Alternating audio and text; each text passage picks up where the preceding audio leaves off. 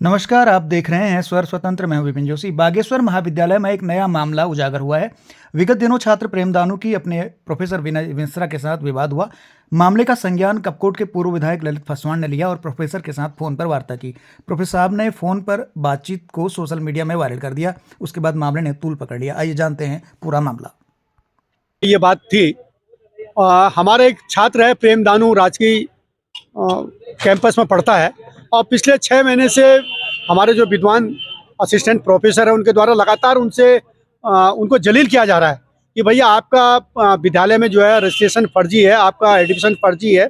और 6 महीने से उसको पॉलिटिकल साइंस में जो आदरणीय विनय मिश्रा जी हैं उनके द्वारा बैठने नहीं दिया रहा, उसको हाजिरी नहीं दी जा रही है और उसके द्वारा लगातार असाइनमेंट जमा करने की बात करी जा रही है। तो उसको कहीं ना कहीं फर्जी स्टूडेंट के तौर पर देखने की बात करी जा रही है। तो ये कहीं ना कहीं उसके दिल में एक बहुत पिंच कर रही है और कई मरतबा DSW प्रोक्टर बोर्ड और जो अनुशासन समिति है उनको भी प्रेमदानू ने अपनी बात भी रख दी है। उसके बावजूद भी विद्यालय के द्वारा, प्रशासन के द्वारा, विश्वविद्यालय के प्रशासन के द्वारा कोई कार्रवाई नहीं करी जा रही। तो ये गंभीर विषय है और आरोप लगाया जाता है कि भैया एडमिशन फर्जी है। अरे एडमिशन करने वाले तो विश्वविद्यालय के टीम है जिन्होंने 6 या 7 विद्वान प्रोफेसर उसमें बैठे हैं, उनके द्वारा करा गया होगा। तो भाई किस बात के लिए आप उस छात्र पर लगातार है? मैंने तो एक ही बात विद्यालय के विद्वान जो शिक्षक हैं उनसे कही थी कि भैया अगर इन केस इस छात्र ने अगर अपनी आत्महत्या कर ली तो उस स्थिति में आप क्या करेंगे? तो मेरे को उल्टा जवाब दिया जाता है विनय मिश्रा के द्वारा कि अगर मैंने कर लिया तो मैंने इसी बात को कहा कि भैया आप पूर्व विधायक से शिष्टाचार तरीके से संसदीय भाषा का प्रयोग नहीं कर रहे हैं और एक गरिमामयी भाषा का प्रयोग करें। मुझसे बात करने के लिए आप इस प्रकार से कह रहे हैं कि भैया मैं आत्महत्या कर लूंगा। तो मैंने कहा यही बात करी कि भाई मैंने ठेका ले रखा है कि आपकी आत्महत्या के लिए आप विश्वविद्यालय प्रशासन से बात करिए अगर आपको इतनी हो रही। लेकिन आप एडमिशन अगर उसका गलत कर रखा तो आप कुलपति से बात करिए, आप दूसरे उनसे बात करिए, तब जाके करिए। अगर मेरे खिलाफ जो ऑडियो वायरल करी उस ऑडियो में जो भी बात है भाई उसको देख लीजिए। जितनी लंबी चौड़ी मैंने बात करी वो बातें उन्होंने नहीं करी, उसको बहुत कोट करके तोड़ मरोड़ कर उसमें पेश किया और पुलिस को देना चाहिए था, अपने DSW को देना चाहिए था, अपने कुलपति को देना चाहिए था, अनुशासन समिति को देना चाहिए था।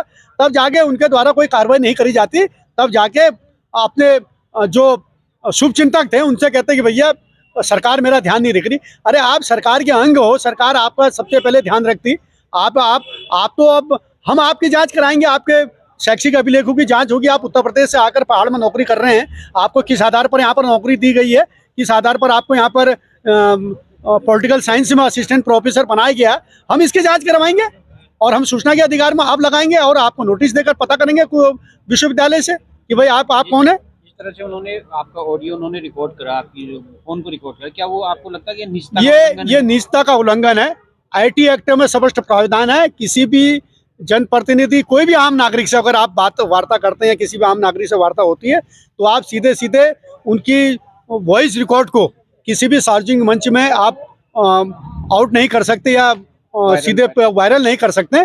उनके द्वारा इसका निजता का जो वो है उसका हनन किया गया। तो मैं माननीय न्यायालय में अपने विद्वान अधिवक्ताओं से मिलकर होगा, जल्दी से जल्दी उसमें नोटिस देंगे। हम तो उसका देखिए, जब पूर्व में SCGO की जो गाइडलाइन होती है उसके तहत 20 तारीख तक असाइनमेंट जमा करने की दी थी। हमारे एक भाई है, वो मेरे पास आया कि बड़े भाई मेरा असाइनमेंट जमा नहीं हो पा रहा।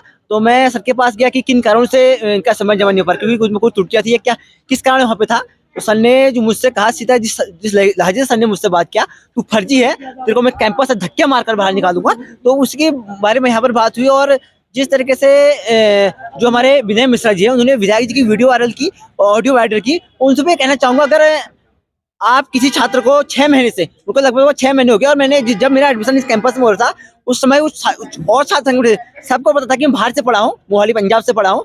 देखिए, पढ़ने का अधिकार कहीं पे भी होता है। और जो उन्होंने मेरे पे जो उन पर आरोप भी लगाए थे कि 30 में से 35 अंक से प्राप्त हो गए, आज मैं आपके चैनल के माध्यम से भी बताना चाहूंगा, जो असाइनमेंट जो प्रैक्टिकल होता है जो मेरा ओपन यूनिवर्सिटी में पढ़ा उसका जो प्रैक्टिकल होता है 40 नंबर का होता है, 40 में से मेरे 35 अंक प्राप्त किए जो उन्होंने मुझ पर इल्जाम लगाया था। और लगातार सर कहते कि तू फर्जी है फर्जी। मैंने बोला ठीक है सर मैं फर्जी हूँ, आप मेरे को साबित करके दिखाया कि मैं फर्जी हूँ। और जब मैं एडमिशन ले रहा था कैंपस में, मैंने एफिडेविट में ये लिखा था, दो एफिडेविट कैंपस ने मुझसे लिए गए। तो मैंने उनमें लिखा क्या, अगर मैं जिस तारीख मैं फर्जी साबित हो गया, अगर मेरे खिलाफ तुम फर्जी साबित हो, मेरे पास जो आपको इस कैंपस में जो आपसे जो बन पाएगा वो मुझ पर कीजिएगा। और इसी मामले में मामला चला लगातार। और जब मैं पूर्व में असाइनमेंट जमा करने भी जाता हूँ, सर ने मेरा असाइनमेंट जमा नहीं किया तो मैम ने मेरा असाइनमेंट जमा किया था। और सर कहते तू मेरी क्लास में आता ना, जब तक तो मैं उस दिन तक सर की क्लास में नहीं गया। तो सर लगातार यही मेरे को बार बार प्रताड़ित करते। और मैंने उस दिन यही हमारे साथ घटना हुई थी और मैंने विधायक जी से फोन भी करवाया था कि देखिए अब जब आप हमारी आवाज से, शिक्षक होता है, शिक्षक तो ऐसा भगवान का दर्जा होता है, अगर आप हमारी आवाज नहीं सुने तो सुनेगा कौन।